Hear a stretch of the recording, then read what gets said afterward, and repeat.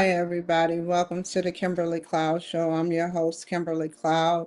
So, today we are going to be talking about Nadine Olivia Brown, what she meant to me, what she's done for me, and why I am talking about her. What she means to me is a lot. I was this close. We were tight like bread and butter, like peas and carrots, like corn and string beans. We were tight. And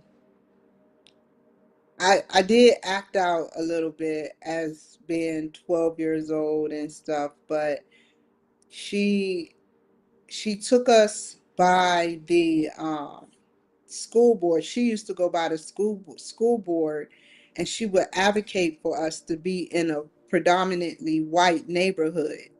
She would want us to move to a white neighborhood with the schooling because she felt like the schooling in the black neighborhoods was non-beneficial for us. So um, she would advocate, and back in the 90s, that was hard to do. That was very hard to do. And that's why I don't have any prejudice inkling in my body, because I got to see a mixture of their culture and their character and who they really are and what they stand for. And so we went to Billingsville, Billingsville Elementary School from fourth to sixth grade, and then South Charlotte Elementary, where I was ending up homeschooled because I guess she gave up on the system. And she sat up there and was a great mother. She was a great mother. So if you're out there in spirit, Nadine Olivia Brown, happy birthday to you. Happy birthday. And what else? She, like I said prior, she went to the school board, and she would advocate. And when people begin to get involved, um, because of her around my father, which the police probably never understood why she would be around someone of that stature, but she loved him. All she was doing was trying to find a job, trying to find a job, trying to find that next job so that she can get us out of there. And she made sure she moved around from place to place to keep us out of trouble, which didn't help, you know.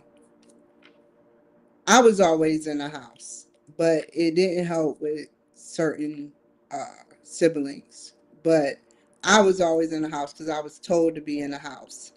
And I listened, you know. Sometimes I didn't, but sometimes I listened. I say I can count on one hand how many times I didn't listen out of my whole lifetime with my mother. Two times I can vouch for that something serious happened to me because of not listening to her. So I made sure I listened to her. And I didn't like it because I was a teenager, but I knew it was the right thing. And so I continuously listened out of bitterness because nobody else was listening.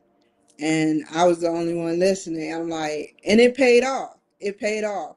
Most of my listen, 80%, no, let's just say 87% of my listening paid off with my mother. Everything my mother ever taught me, everything my mother ever told me, everything my mother ever did, you know, it paid off. Cause I came into 15 like I was 45, and I'm only 41. I came into 15 years old like I was 45. All I needed it was the right tools. I came into 15 years old, teenagehood, like I was 45 years old. I knew how to write checkbooks. Now, don't get me wrong. I got into some trouble with, not trouble, but I got into some like, right. I never wrote bad checks. Um, but falling behind on my banking, yes, under stress. Everything was done under stress.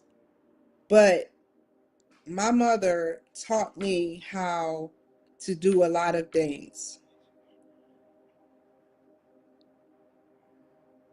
She didn't have to actually show me how to write a checkbook, but she showed me how to be a mature adult, how to cash a check, because I didn't know how to cash a check. I was only 15. I started working when I was 15 years old.